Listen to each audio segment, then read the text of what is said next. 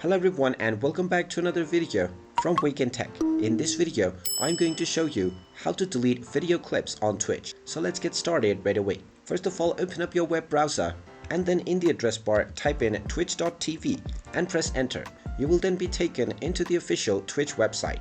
Now from the home page, you can click on the login button at the top right corner if you haven't already logged into your account. Once you click on the login button, you can enter your credentials and you will be logged in and taken into the dashboard. Now from the dashboard, if you wish to delete any clips from your channel, click on your profile icon at the top right corner. Then from your profile icon, click on Creator Dashboard. You will now be taken into the Creator Dashboard page, from which click on the expand button at the top left corner and you will find more options. Just click on Content and click on Clips. Now within the Clips page, you will find the clips that you have created once you click on Clips I've created. Now just click on any video clip that you have created and then click on the delete button at the right side. You will then be asked whether you are sure that you want to delete your account. Just click on the delete button and now your clip will immediately be deleted. You can do this with as many number of clips as you want and it will immediately be deleted as soon as you click on the confirmation button.